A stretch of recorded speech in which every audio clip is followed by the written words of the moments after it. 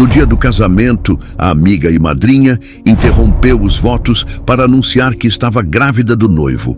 Os convidados ficaram em choque, mas em vez de chorar, a noiva apenas sorriu e disse: "Que bom que você tocou nesse assunto. Agora, olhem para o telão." O rosto da madrinha ficou branco. Ela não fazia ideia do que estava por vir. A luz do sol poente daquele sábado de primavera em Paraty derramava-se pelas janelas altas e arqueadas da antiga igreja colonial, a igreja de Santa Rita, um bastião de fé e história caiado de branco. Os raios oblíquos e dourados não apenas iluminavam, mas pareciam dar substância ao ar, transformando a poeira suspensa, levantada pelos passos dos 200 convidados, em um redemoinho de partículas de ouro dançantes. O aroma que preenchia o espaço sagrado era uma composição complexa e avassaladora.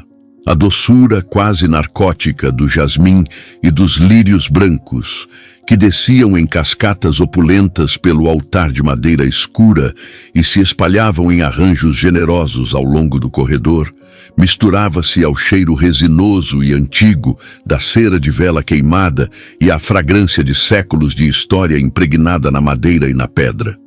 Qualquer um ali presente, mesmo o mais cético, podia sentir a solenidade do momento. Uma santidade quase palpável que parecia prometer eternidade, um portal para uma felicidade duradoura.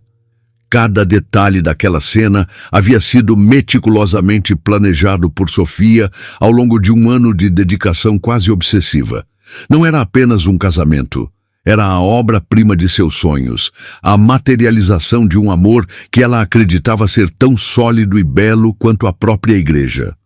Ela havia escolhido pessoalmente cada flor, debatido cada nota da melodia com o violoncelista, provado dezenas de vinhos até encontrar o que harmonizava perfeitamente com o menu da festa. 200 pares de olhos, um mar de rostos amigos e familiares, testemunhas daquele conto de fadas, acompanhavam seus passos lentos e deliberados sobre o tapete vermelho sangue que se estendia até o altar. O coração dela batia descompassado, um tambor frenético contra suas costelas, mas não era o ritmo da ansiedade ou do medo. Era a pulsação pura, selvagem e irrefreável da alegria mais genuína que já sentira em seus 32 anos de vida. No altar, aguardando-a, estava Leonardo, seu Léo, envolto em um terno de linho claro, feito sob medida, que contrastava dramaticamente com seu bronzeado de fim de semana em Angra e seus olhos escuros e profundos. Aqueles olhos estavam fixos nela, uma âncora em um oceano de emoções, como se o resto do mundo, com suas 200 almas e sua arquitetura barroca, tivesse se dissolvido em um borrão sem importância. Ele parecia tenso, a mandíbula cerrada, um detalhe que fez um sorriso genuíno e cúmplice brotar nos lábios de Sofia.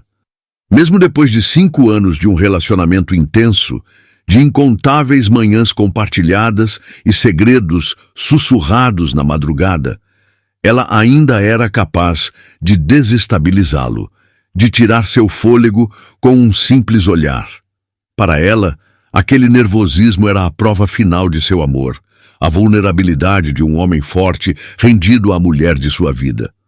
O celebrante Padre Cícero, um amigo da família Guimarães, com cabelos brancos como a espuma do mar e um sorriso que parecia conter a sabedoria de gerações, abriu o livro de capa de couro.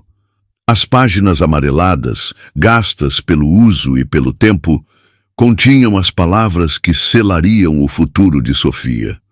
Estamos aqui reunidos sob o olhar de Deus e na presença desta comunidade de amigos e familiares, para celebrar a união de Leonardo Bastos e Sofia Guimarães em sagrado matrimônio.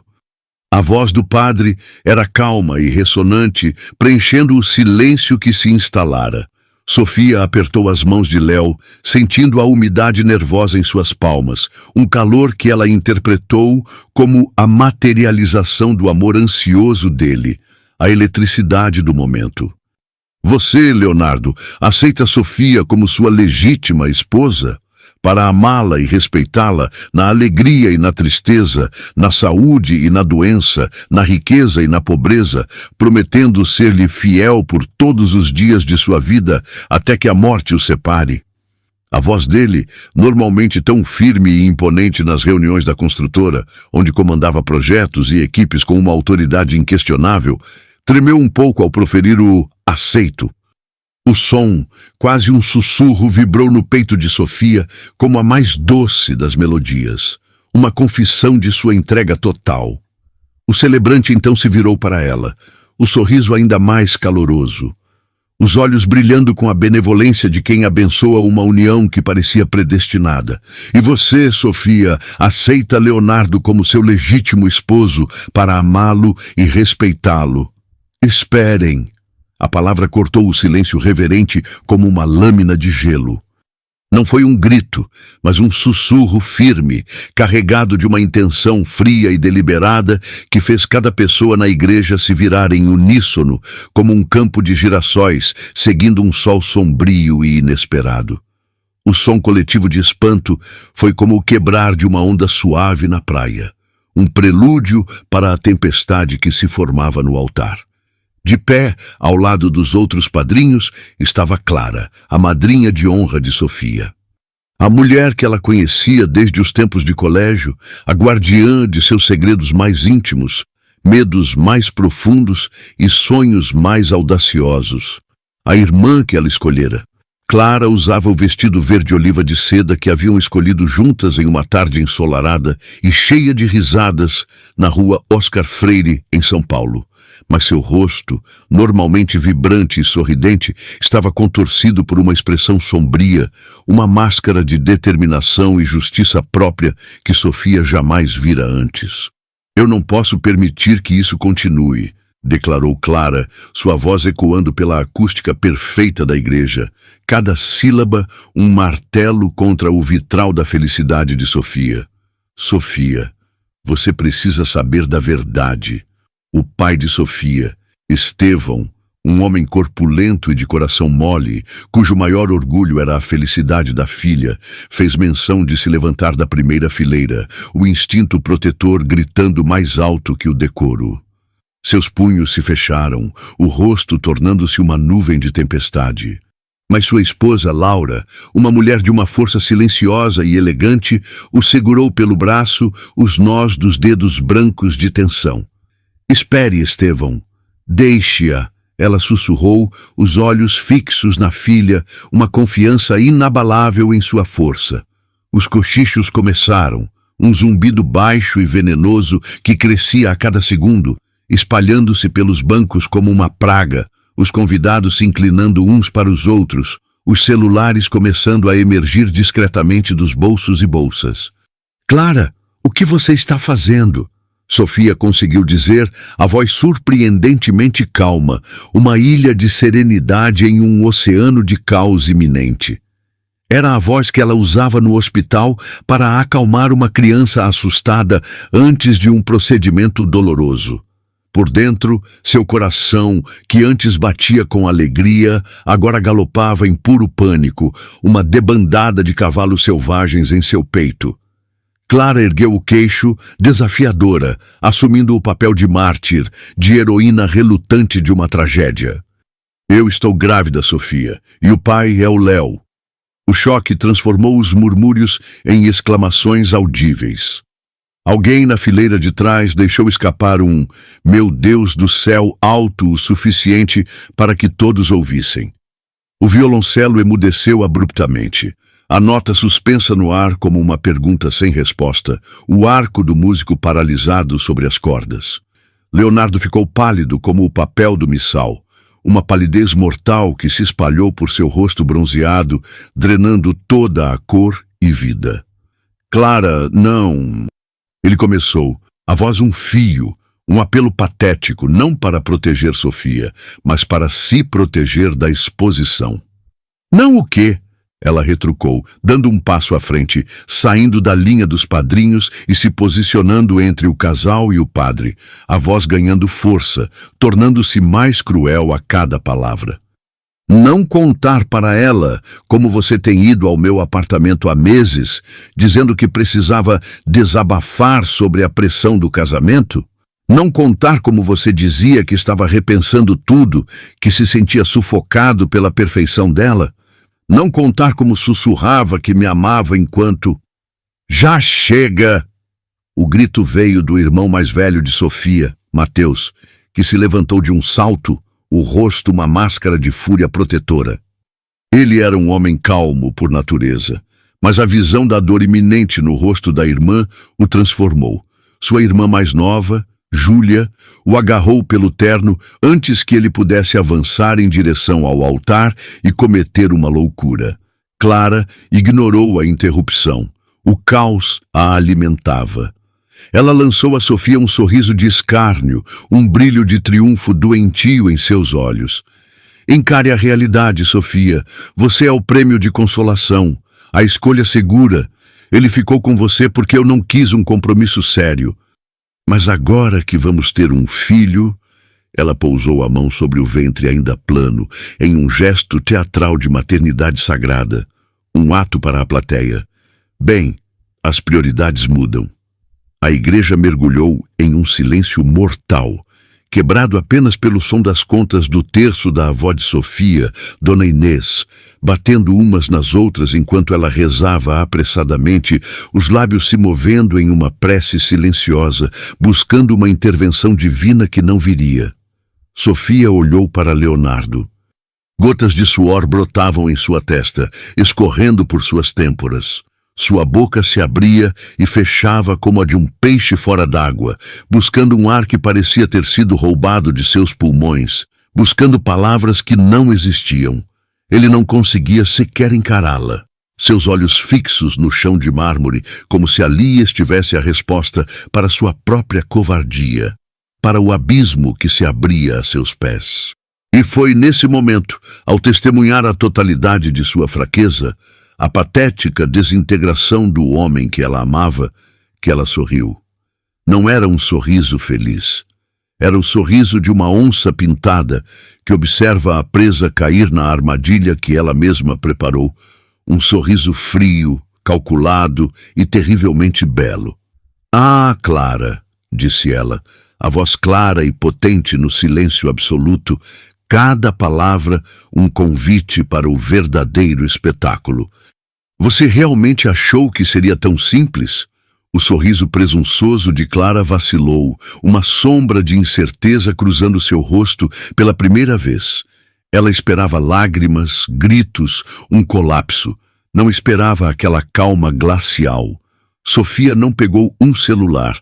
Não havia gravação a ser tocada. Seu plano era muito mais visual, muito mais público, muito mais devastador. Ela se virou para o celebrante com uma calma que gelou a espinha de quem a observava. "Padre, peço perdão pelo que vai acontecer e pela profanação deste momento sagrado, mas a verdade às vezes precisa de um palco para ser revelada. E a casa de Deus sempre foi um palco para a verdade, não é mesmo?" Sem esperar resposta, ela olhou para o fundo da igreja, na direção da cabine de controle de som e vídeo, onde seu primo, Beto, um gênio da tecnologia que ela trouxera de São Paulo especificamente para aquele momento, estava posicionado. Com um sutil aceno de cabeça, quase imperceptível para os demais, ela deu o sinal. A caçada havia terminado. A execução estava prestes a começar. "Senhoras e senhores", disse Sofia, sua voz agora calma e controlada, projetada para cada canto da igreja com uma clareza impressionante que desmentia a tempestade em seu peito. Ela não se dirigia mais a Clara ou a Leonardo, mas a toda a congregação, transformando-os de meros espectadores em um júri popular. Sua postura era ereta, o queixo erguido, não em desafio, mas com a autoridade de quem está prestes a apresentar um caso irrefutável. "Peço que direcionem sua atenção para o telão acima do altar." Ele estava reservado para uma retrospectiva do nosso amor, com fotos de nossas viagens e momentos felizes. Acho que teremos uma retrospectiva diferente hoje, uma retrospectiva da verdade. Um feixe de luz cortou a penumbra da igreja, vindo da cabine de controle no fundo, e o grande telão branco, que até então estava discretamente enrolado e quase invisível contra a parede dourada do retábulo, desceu mecanicamente com um zumbido suave e quase inaudível. Ele parou atrás do altar, cobrindo a imagem de Santa Rita e criando uma tela imaculada no coração do espaço sagrado, um cinema profano na casa de Deus. A primeira imagem que surgiu, em alta definição, não foi uma foto sorridente do casal em uma praia paradisíaca, mas um print de uma conversa de WhatsApp. A interface era familiar a todos, mas o conteúdo era chocante. A foto de perfil de Clara, sorrindo em uma selfie com um filtro de orelhas de gatinho, estava nítida ao lado de suas mensagens para uma amiga salva como Tati Personal. A mensagem de Clara, com o carimbo de data e hora de 2 semanas antes, era cristalina e brutal em sua sinceridade. O idiota do Léo caiu direitinho na história da gravidez. Ele está apavorado. Acha que o paizão dele, o todo-poderoso Otávio Bastos, vai obrigá-lo a fazer a coisa certa e casar comigo. O plano é simples: explodir a bomba no altar na frente de todo mundo. Vou sair como a mãe desamparada e ele vai ter que me bancar por anos. Adeus, vida de trabalhar e ralar em agência. Olá, pensão gorda e vida de madame. A congregação ofegou em um único e ruidoso fôlego. O som foi físico, como se o ar tivesse sido arrancado de 200 pulmões ao mesmo tempo.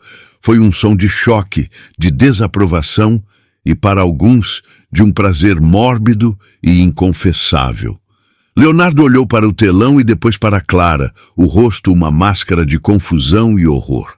Gravidez? Que história é essa? Você me disse... Você me mostrou o teste, você chorou. Ele balbuciava, as palavras se atropelando. Clara ficou branca como cera, os olhos arregalados em pânico puro, o sangue fugindo de seu rosto. Sofia, isso é montagem, é falso, você é uma hacker, você está louca, alguém me ajuda, ela está louca, gritou ela, a voz estridente, apelando para uma simpatia que já não existia. Buscando um aliado em uma sala onde todos agora a viam como uma vilã de novela. É mesmo, retrucou Sofia, com uma calma gélida, enquanto a imagem no telão mudava com uma transição suave e profissional, como em uma apresentação de negócios. A frieza da tecnologia contrastava violentamente com a paixão crua do momento. Agora, o que se via era um documento oficial, um laudo de laboratório do Fleury, um dos mais respeitados do país. O nome completo de Clara Antunes e seu CPF estavam em destaque no cabeçalho. O resultado do exame de sangue, um beta-HCG quantitativo, era inequívoco, com os valores de referência clínica ao lado para que não houvesse a menor margem para dúvida. Valor encontrado, inferior a 1 ml. E em letras maiúsculas e vermelhas, como um carimbo de vergonha, a conclusão do médico: resultado negativo. Não havia gravidez, nunca houve.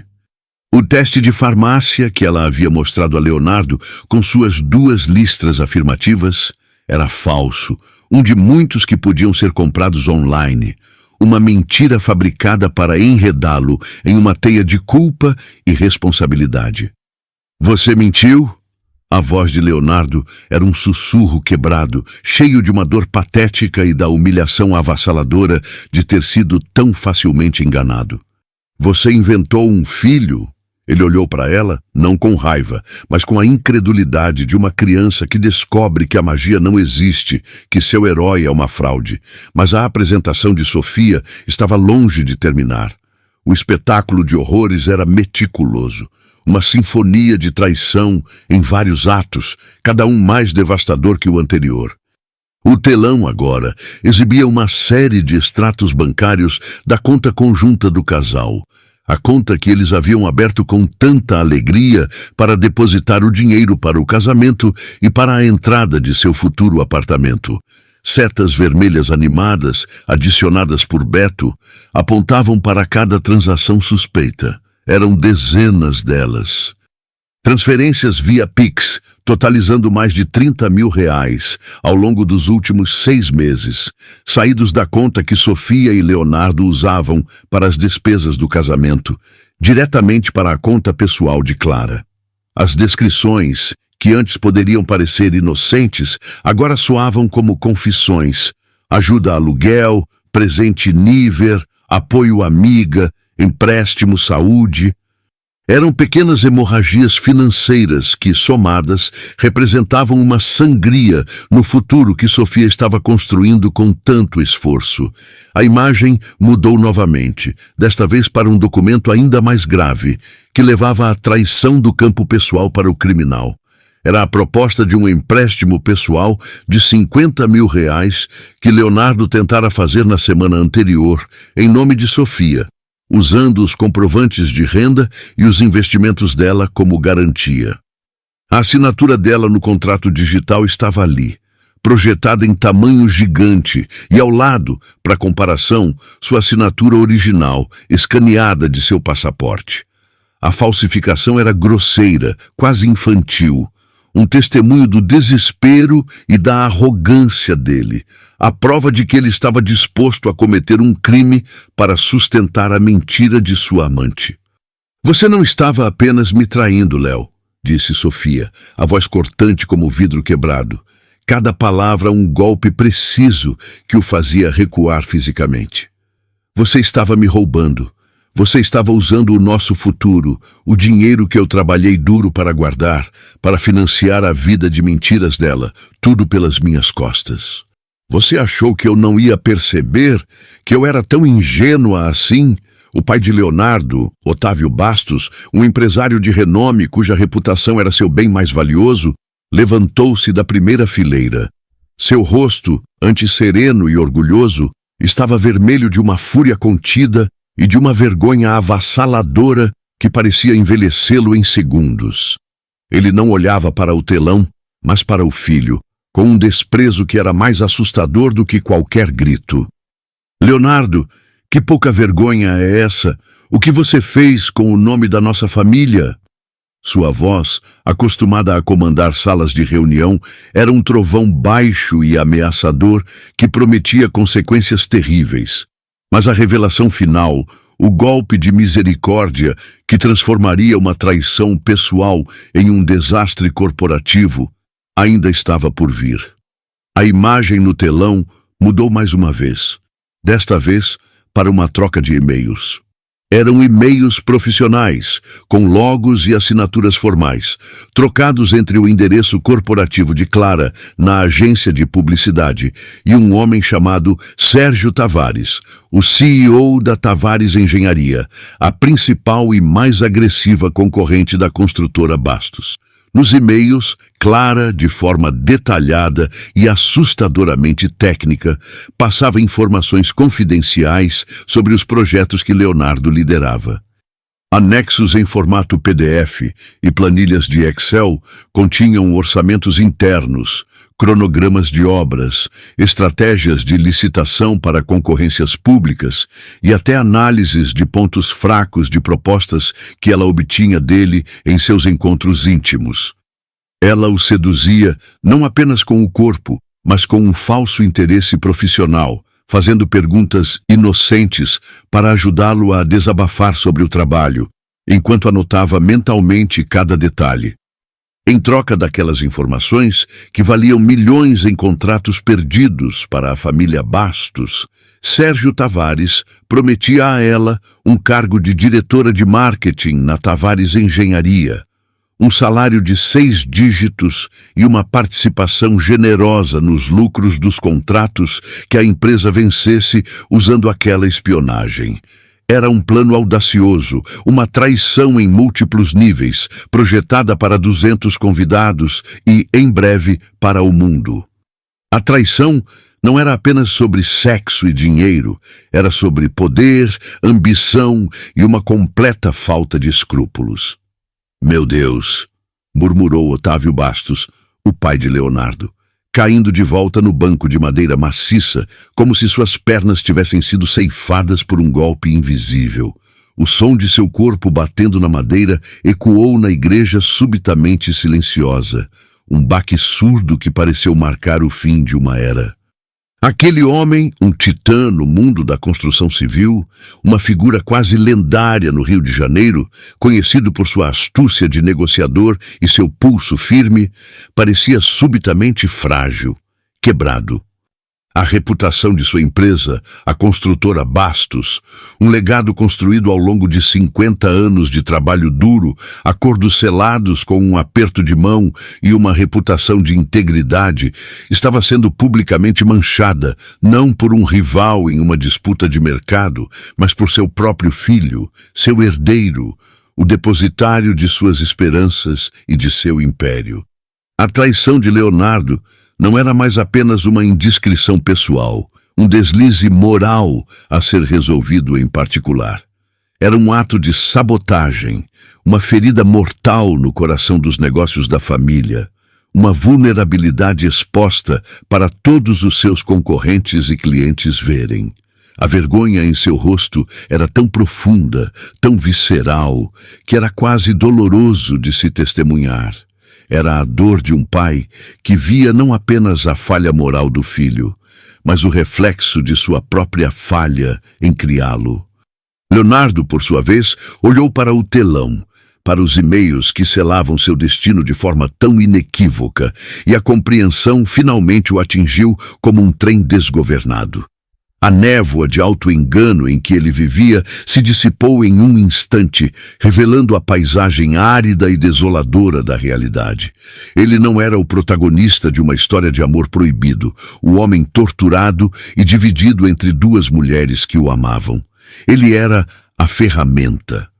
O peão ingênuo e vaidoso em um jogo muito maior e mais sujo, um jogo de poder corporativo e ganância fria. Clara não o amava, ela o usava. Ela explorava sua vaidade, sua necessidade crônica de se sentir desejado e admirado, sua fraqueza por um elogio para extrair dele os segredos que valiam milhões. Ele não era o prêmio, era o cofre, e ela, com seus encantos e falsas confidências, tinha a combinação. Você me usou. Ele balbuciou, a voz embargada, virando-se para Clara com olhos que misturavam a dor da traição amorosa com a humilhação da estupidez profissional. O tempo todo? Era tudo sobre isso? Sobre dinheiro? Sobre um cargo na Tavares? Clara, encurralada, com todos os olhos daquela igreja sobre ela, como abutre circulando uma carcaça, com sua teia de mentiras desfeita fio por fio em alta definição para uma plateia horrorizada, finalmente abandonou a farsa de vítima. O desespero deu lugar a uma fúria venenosa, a raiva de uma predadora que foi superada em seu próprio jogo. Seus ombros se endireitaram, o choro cessou e seus olhos se encheram de um desprezo ácido. E o que você queria, Leonardo? Ela explodiu, a voz estridente e cheia de um ressentimento acumulado. Que eu ficasse esperando você ter coragem de largar a noivinha perfeita? Que eu vivesse das migalhas de atenção que você me dava quando ela estava de plantão no hospital?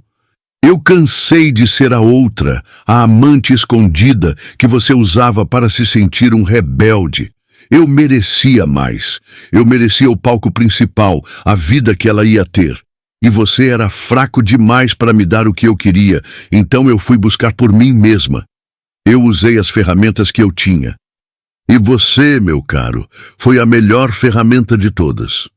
Fraco, disse Sofia, e sua voz, agora sem a necessidade de microfone, encheu o silêncio que se seguiu à explosão de Clara.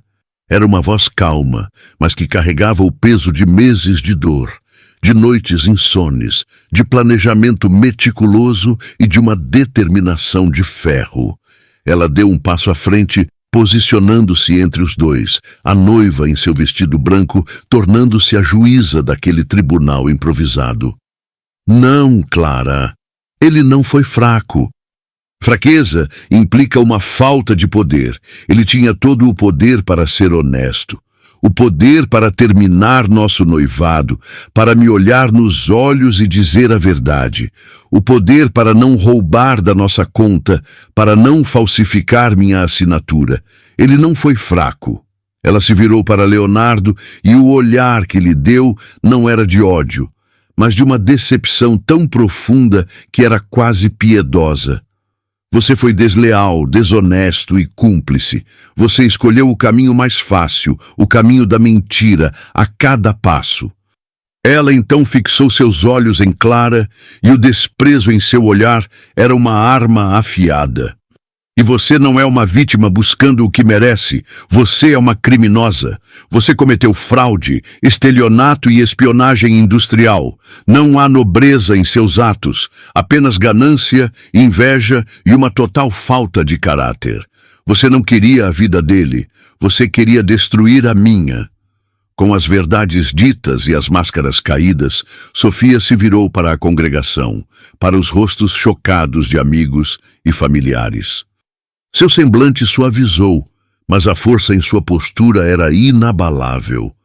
Peço desculpas a todos vocês por este espetáculo. Ninguém deveria ter que testemunhar a ruína de um sonho, especialmente de uma forma tão pública. Mas a verdade precisava ser dita, e as mentiras precisavam ser expostas à luz, por mais dura que ela fosse. Ela fez uma pausa, deixando suas palavras assentarem. A festa no salão ao lado, com toda a comida, bebida e música que pagamos, está mantida. Um murmúrio de surpresa e confusão percorreu os convidados. Será uma celebração, continuou ela, a voz firme, um convite e uma declaração de independência. Não de um casamento que não aconteceu, mas da minha liberdade. Uma celebração da verdade sobre a mentira. Quem quiser se juntar a mim e brindar a um novo começo, a uma vida livre de enganos, será muito bem-vindo. Com isso, ela se virou. Ignorando o caos que começava a se instalar novamente, os gritos abafados de Otávio Bastos para seu filho, as acusações que começavam a voar entre as famílias e o som do choro desesperado e raivoso de Clara, que agora percebia a dimensão completa de sua queda, Sofia, com a mesma graça e dignidade com que entrou, começou a caminhar de volta pelo corredor. Seu vestido de noiva, que horas antes era um símbolo de um futuro compartilhado, agora era a armadura de sua vitória pessoal. Ela não fugia. Ela se retirava do campo de batalha após a vitória, deixando para trás as ruínas de duas vidas que ela mesma, com a precisão de um cirurgião e a frieza de um general, acabara de demolir. Cada passo que ela dava para longe do altar era um passo em direção a si mesma, a sua nova vida, forjada no fogo da traição, mas temperada pelo aço de sua própria força. A noiva não estava de coração partido. A noiva estava, finalmente e gloriosamente, livre. O que se seguiu à saída triunfante de Sofia da igreja de Santa Rita não foi uma prisão imediata, com sirenes e algemas. Foi algo muito mais lento, mais público, e para a estirpe de pessoas como os Bastos, para quem a reputação é a moeda mais valiosa, infinitamente pior. Um colapso social e corporativo em tempo real, transmitido para o mundo digital. Enquanto Sofia caminhava com passos firmes pelo corredor, o caos que ela deixou para trás no altar entrou em erupção como um vulcão adormecido. Otávio Bastos, o patriarca, agarrou o braço de Leonardo com uma força que desmentia sua idade, o rosto uma máscara de fúria e desgosto. Você me destruiu, moleque. Destruiu o nome da nossa família. 50 anos de trabalho jogados no lixo por causa de uma aventura com uma vigarista. Ele sibilava, a voz baixa e venenosa, para que apenas os mais próximos ouvissem.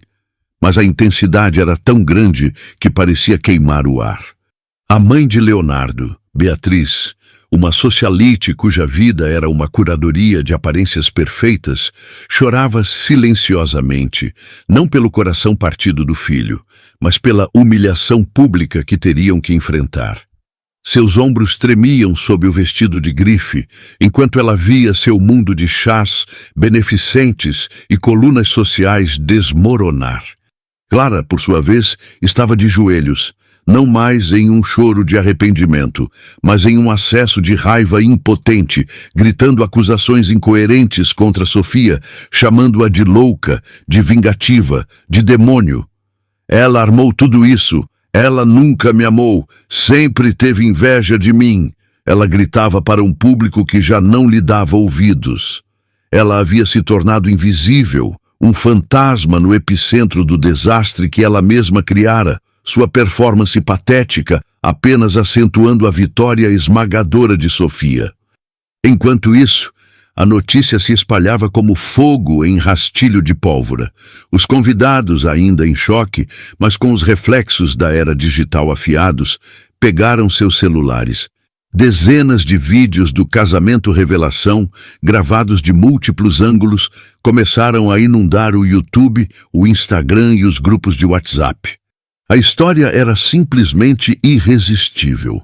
Uma noiva linda e inteligente, um noivo de família rica e poderosa, uma melhor amiga traiçoeira e uma vingança executada com a frieza de um thriller corporativo. Antes mesmo que Sofia chegasse ao salão de festas, a hashtag #AverageVingança em Paraty já estava começando a subir nos trending topics do Brasil, impulsionada por influenciadores digitais e celebridades que estavam entre os convidados e que compartilhavam a história com seus milhões de seguidores. Os portais de notícias, farejando o cheiro de um escândalo de alta sociedade, começaram a ligar incessantemente para os convidados, oferecendo dinheiro por vídeos exclusivos e depoimentos em primeira mão. O salão de festas, um lugar elegante e arejado, com paredes de vidro que ofereciam uma vista deslumbrante da Baía de Paraty, estava preparado para um sonho. Toalhas de mesa de linho branco importado ainda cobriam as mesas redondas. Centros de mesa com lírios, jasmins e orquídeas ainda perfumavam o ar. A banda, uma das mais requisitadas para casamentos no eixo Rio-São Paulo, contratada a peso de ouro, afinava seus instrumentos, pronta para tocar a playlist romântica que Léo e Sofia haviam escolhido com tanto carinho. Mas em vez de celebrar um casamento, eles estavam prestes a testemunhar o que a prima de Sofia, com um humor ácido e tipicamente carioca, apelidou de a festa de divórcio mais épica do mundo. Não vamos desperdiçar um centavo do dinheiro da Sophie, declarou a mãe de Sofia, Laura, quando chegaram ao local, os olhos brilhando com uma fúria protetora que a transformava em uma leoa. Nós pagamos por esta comida, pagamos por esta música e vamos celebrar a coragem e a liberdade da minha filha. Quem não quiser celebrar, a porta da rua é a serventia da casa. E foi o que fizeram. Eles celebraram. Os convidados que seguiram Sofia até o salão, e surpreendentemente, quase todos o fizeram, movidos por uma mistura de lealdade, curiosidade mórbida e uma admiração genuína pela força dela, encontraram uma atmosfera surreal. Sofia, ainda em seu vestido de noiva, subiu ao pequeno palco montado para a banda. Ela pegou o microfone e um silêncio expectante caiu sobre o salão. Eu sei que não foi a cerimônia que todos esperavam, disse ela, um pequeno sorriso cansado, mas genuíno, brincando em seus lábios. E eu sei que todos estão chocados. Eu também estou. Mas já que temos um bar aberto com o melhor champanhe, uma banda incrível e a melhor comida que Paraty pode oferecer, eu me recuso a deixar que a desonestidade e a ganância de duas pessoas estraguem a nossa noite. Ela ergueu a taça que sua irmã lhe entregara. Hoje não brindamos a um casamento que não aconteceu. Brindamos a verdade, por mais dolorosa que seja. brindamos aos recomeços, por mais assustadores que pareçam, e brindamos ao fato de que, às vezes, se livrar de um problema é o maior presente que podemos receber, a minha liberdade. O salão explodiu em aplausos e vivas, um som muito mais alto e genuíno do que qualquer aplauso que se seguiria a um sim no altar.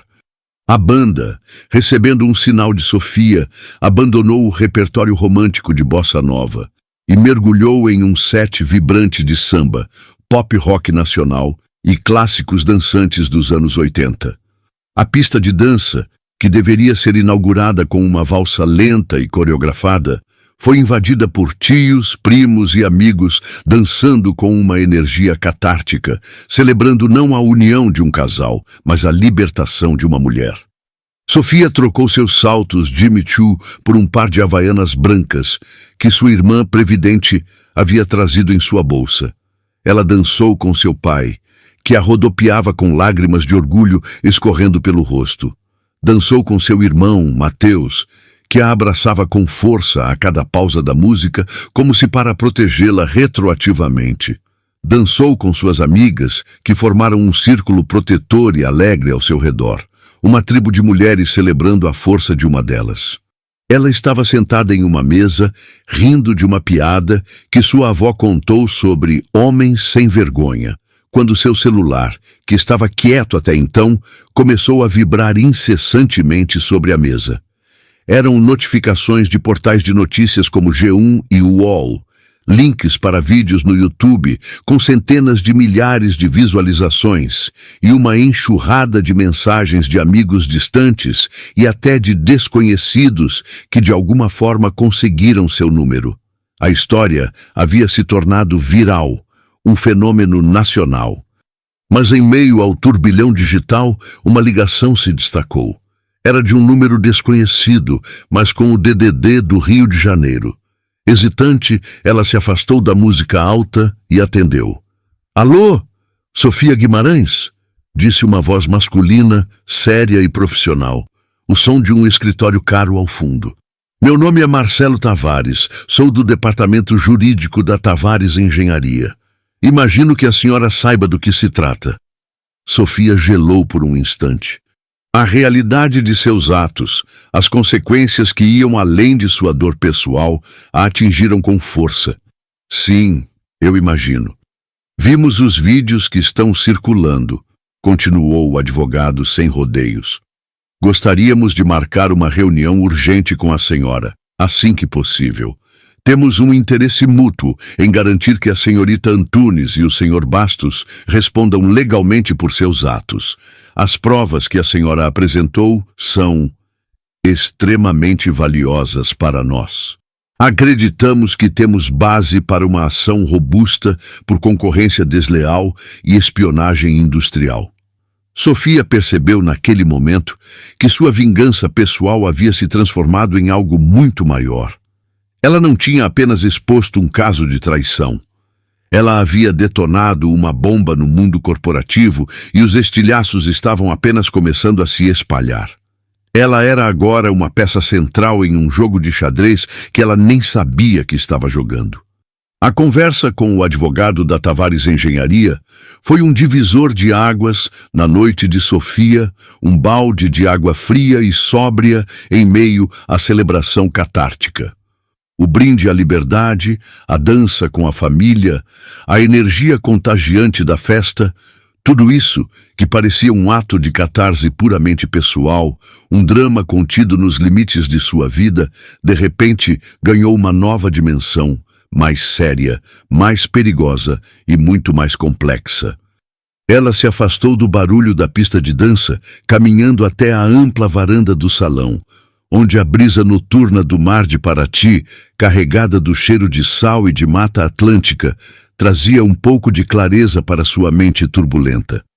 O celular em sua mão, antes um instrumento de vingança, agora parecia mais pesado, um artefato que a conectava a um mundo de litígios corporativos e jogos de poder para o qual ela não se sentia preparada.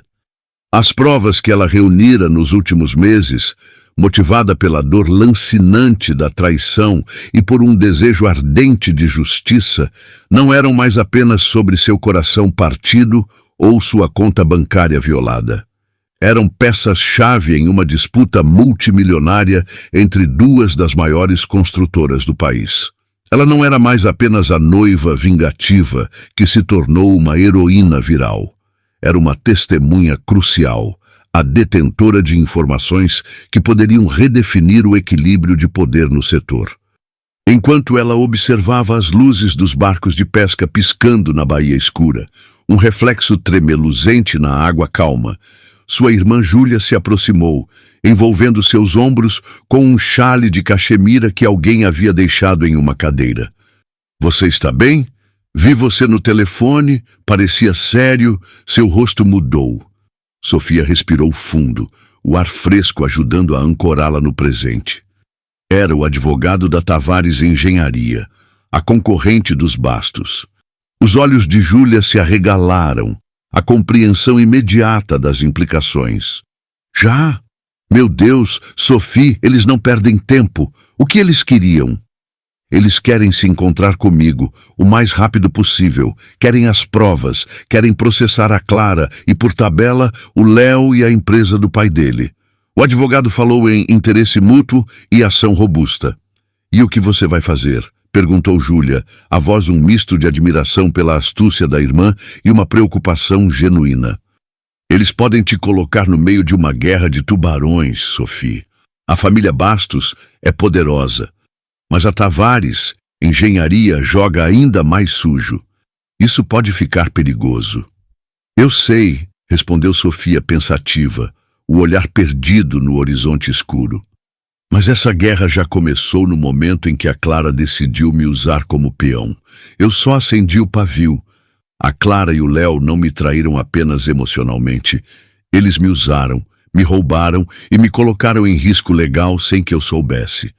A espionagem que a Clara fez, ela usou meu nome, nossa casa, nossa intimidade como fachada para os crimes dela. Se eu não colaborar, se eu não entregar tudo que tenho, quem garante que os Bastos não tentarão me pintar como cúmplice para salvar a pele deles? Eu preciso escolher um lado, e com certeza não será o deles." Ela olhou para a irmã, os olhos brilhando com uma nova e fria determinação. "Eu não vou deixar que eles me arrastem para a lama com eles. Eu vou me encontrar com os advogados. Vou entregar tudo. E vou garantir que eles paguem por cada centavo, cada mentira, cada noite que eu passei em claro juntando esse quebra-cabeça, duvidando da minha própria sanidade." Seu pai, Estevão, e seu irmão, Mateus, se juntaram a elas na varanda, trazendo consigo o cheiro de charuto e uísque. Eles haviam observado a conversa de longe, percebendo a mudança no semblante de Sofia. "Filha, o que houve?" perguntou Estevão, a voz grave. Sofia explicou a ligação da Tavares Engenharia. Mateus, que era advogado, embora atuasse na área tributária, franziu a testa. "Isso é sério, Sophie. Muito sério. Você vai precisar de representação legal de primeira linha. Não pode ir a essa reunião sozinha. A Tavares pode parecer sua aliada agora, mas no mundo corporativo não existem amigos, apenas interesses." "Seu irmão tem razão", concordou Estevão. "Amanhã, a primeira coisa que faremos é ligar para o escritório do Dr. Alencar, em São Paulo. Ele é o melhor em litígios corporativos. Ele vai te proteger. Nós vamos te proteger. Você não está sozinha nisso." O alívio inundou Sofia. O peso em seus ombros diminuiu um pouco. Ela havia executado sua vingança sozinha, mas não precisava enfrentar as consequências da mesma forma. Sua família era sua fortaleza. A festa continuou até as primeiras horas da manhã, mas a atmosfera havia mudado sutilmente para o círculo íntimo de Sofia. A euforia inicial deu lugar a uma sensação de expectativa, de preparação para a próxima batalha. Os vídeos no YouTube já ultrapassavam a marca de 1 milhão de visualizações cada. O nome Sofia Guimarães era o assunto mais comentado do país. Repórteres de grandes emissoras de TV e jornais já estavam a caminho de Paraty, transformando a pacata cidade histórica no epicentro do maior escândalo do ano. Na manhã seguinte, a realidade bateu à porta na forma de uma equipe de reportagem da TV Globo, com um repórter conhecido nacionalmente, esperando do lado de fora da pousada charmosa onde a família de Sofia estava hospedada. Foi então que ela recebeu outra ligação, desta vez da produção do programa da Ana Maria Braga. Eles não queriam apenas uma entrevista, queriam exclusividade. Queriam que ela contasse sua história para milhões de brasileiros, ao vivo, no sofá mais famoso do país. Após uma longa conversa com sua família e uma ligação preliminar com o Dr. Alencar, que a aconselhou a controlar a narrativa, ela aceitou. Não por fama, mas por estratégia. Ela contaria a história em seus próprios termos, uma última vez, antes de se retirar dos holofotes e deixar a guerra legal seguir seu curso. A entrevista foi um evento nacional. Sofia, vestida com uma elegância sóbria e poderosa, sentou-se em frente a Ana Maria e, com uma calma e precisão que impressionaram a todos, narrou os fatos. Ela não chorou. Não se fez de vítima. Ela apresentou sua história como um estudo de caso sobre confiança traída e a importância de não ignorar os sinais de alerta, a famosa intuição feminina. Ela falou sobre como o amor pode nos cegar, mas que a razão precisa ser nossa guia. Mostrou, sem revelar as provas mais sensíveis que seriam usadas no processo, como a tecnologia que nos conecta também pode ser usada para documentar a verdade e nos proteger.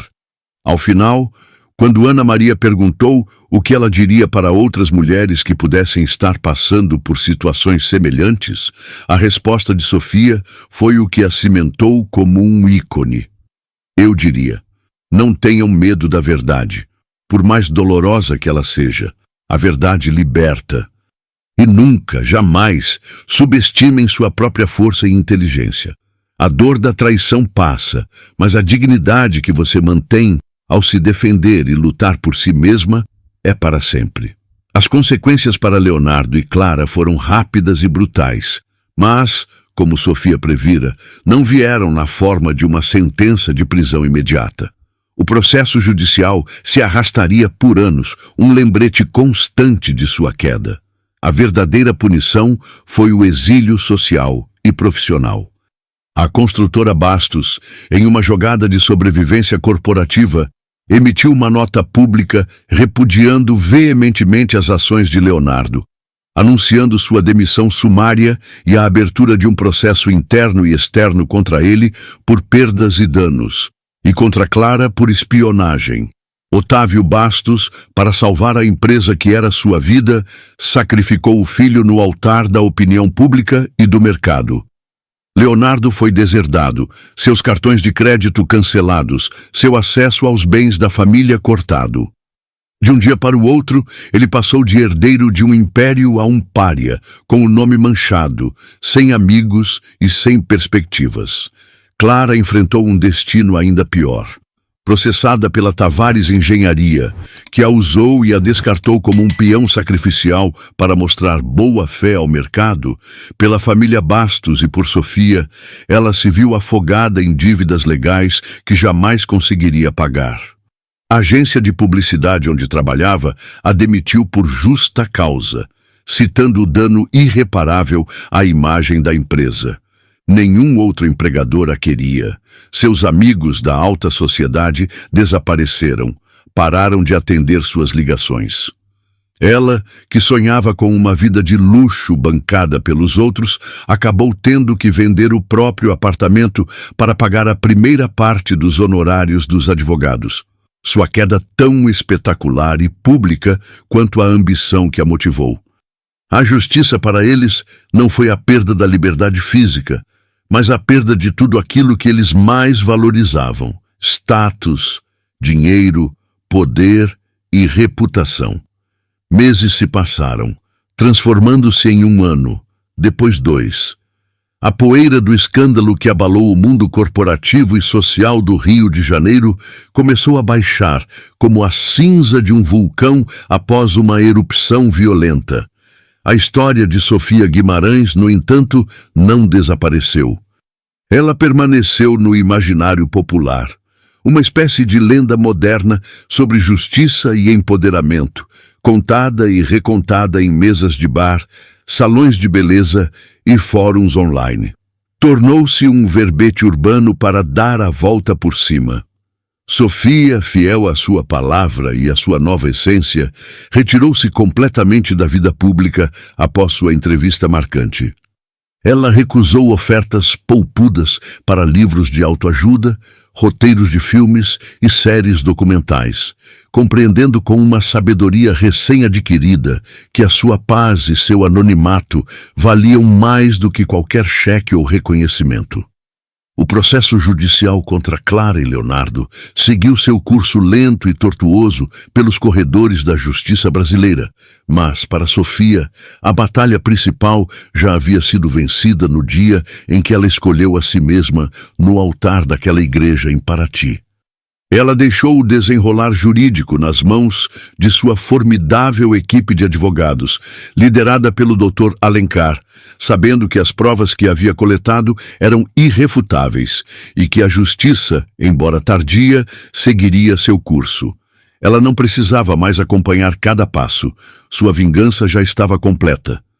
Com o dinheiro que havia economizado para o casamento e a entrada do apartamento, agora livre de qualquer vínculo com Leonardo, e com uma quantia substancial recebida em um acordo extrajudicial com a Tavares Engenharia como compensação por seu papel como testemunha-chave, ela se viu diante de uma tela em branco. Pela primeira vez em anos, seu futuro não estava atrelado aos sonhos de outra pessoa, às expectativas de uma família ou às demandas de um relacionamento. Era um território vasto, desconhecido e por vezes um pouco assustador, mas incrivelmente, vertiginosamente seu.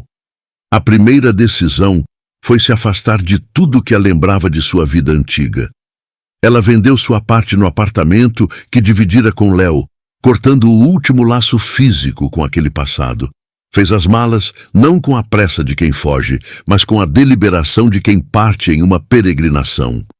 E em vez de seguir o roteiro clássico de uma viagem à Europa, um destino que, em sua mente, ainda estava manchado pelos planos que fizera com ele, pelos hotéis que haviam pesquisado juntos, pelas cidades que sonharam em conhecer, optou por um caminho radicalmente diferente.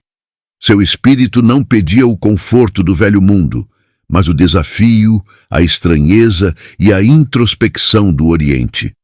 Ela embarcou em uma longa viagem de 6 meses pela Ásia, uma jornada que era tanto geográfica quanto espiritual. Não foi uma viagem de luxo em resort 5 estrelas, mas de imersão.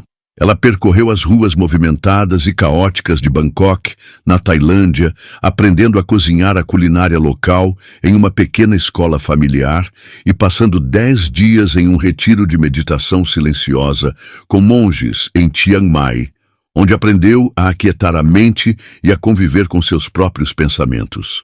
Explorou as metrópoles futuristas do Japão, maravilhada com o contraste entre a energia elétrica de Tóquio e a serenidade transcendental dos jardins de Kyoto.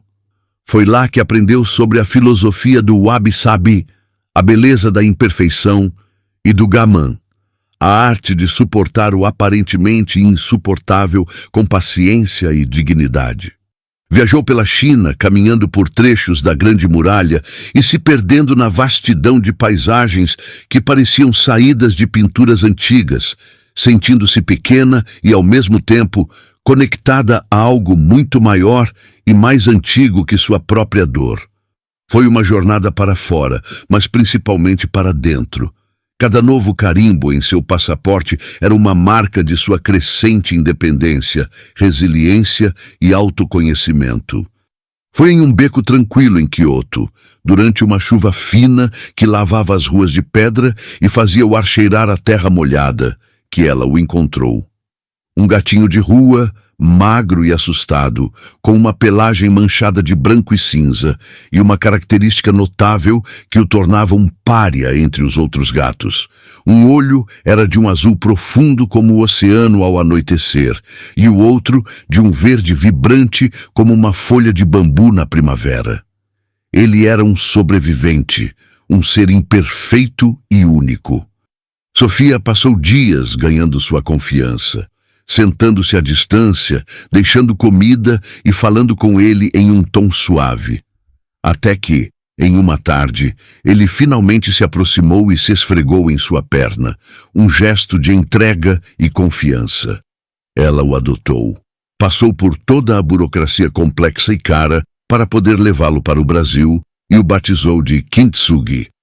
O nome representava a antiga arte japonesa de reparar cerâmica quebrada com laca misturada com pó de ouro. Uma filosofia que ensina que as quebras e os reparos fazem parte da história de um objeto e devem ser celebrados, não escondidos, pois o tornam mais belo e único. O gato, com seus olhos díspares e sua história de abandono, era o símbolo perfeito de sua própria jornada de se reconstruir, não para esconder as rachaduras, mas para preenchê-las com ouro. Ao retornar ao Brasil, Sofia não voltou para o Rio de Janeiro. A cidade maravilhosa, com sua beleza e caos, ainda carregava os fantasmas de seu relacionamento com Leonardo e da alta sociedade que a havia julgado e depois celebrado. Ela se mudou para Florianópolis, buscando a tranquilidade da ilha, a ilha da magia e a proximidade com a natureza que sempre a reenergizou. Comprou uma pequena casa com um jardim exuberante e vista para a Lagoa da Conceição, onde Kintsugi podia explorar em segurança e onde ela podia praticar yoga ao nascer do sol. Voltou a estudar, matriculando-se no mestrado em fisioterapia pediátrica, com especialização em neurologia na Universidade Federal de Santa Catarina, um sonho que havia adiado por causa do relacionamento. Mergulhou no trabalho e nos estudos com uma paixão renovada, encontrando um propósito profundo em ajudar crianças com desafios neurológicos a atingirem seu máximo potencial. E sim, ela aprendeu a dançar. Não o forró que havia mencionado em um momento de leveza, mas o tango.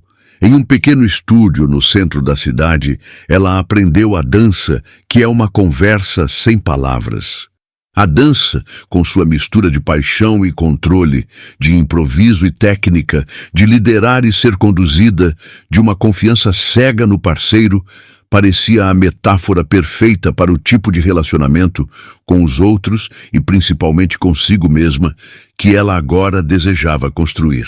Ela não se tornou uma reclusa, mas tornou-se ferozmente protetora de sua paz e de seu tempo. Reatou laços familiares em um nível mais profundo, passando mais tempo com seus pais e irmãos que haviam sido sua fortaleza inabalável. Cultivou amizades verdadeiras, poucas e boas, baseadas em respeito, admiração e reciprocidade. Ela não procurava ativamente por um novo amor, mas estava aberta a ele, com um novo conjunto de regras não escritas. Seu coração não estava mais trancado, mas a porta agora tinha um porteiro muito mais exigente, sua própria intuição, afiada pela experiência, e seu recém-descoberto e inegociável senso de valor. Anos depois, a história do casamento de Paraty ainda era contada em rodas de conversa, um causo quase folclórico, mas Sofia Guimarães já era outra pessoa. A mulher que caminhou por aquele corredor de igreja, cheia de sonhos ingênuos sobre um amor perfeito, não existia mais. Em seu lugar, havia uma mulher mais forte, mais sábia, mais complexa, cujas cicatrizes não eram motivo de vergonha, mas um mapa de todas as batalhas que havia vencido. A maior vingança dela, no fim das contas, não foi a humilhação pública de seus traidores. Foi a vida extraordinária, plena e autêntica que ela construiu para si mesma a partir das cinzas do que eles tentaram destruir. Eles queriam arruiná-la, mas em vez disso, eles a libertaram. E em sua nova vida, sob o sol de Florianópolis, com seu gato de olhos ímpares e seus passos de tango. Ela era finalmente e completamente feliz. E para todos que acompanharam essa jornada épica até aqui, a pergunta que fica é: o que vocês acharam da atitude e da reconstrução de Sofia? De 0 a 10, que nota vocês dão para essa nova e avassaladora reviravolta? Deixem aqui nos comentários e não se esqueçam de deixar o like no vídeo e se inscrever no canal para não perder nenhuma história. A gente se vê na próxima.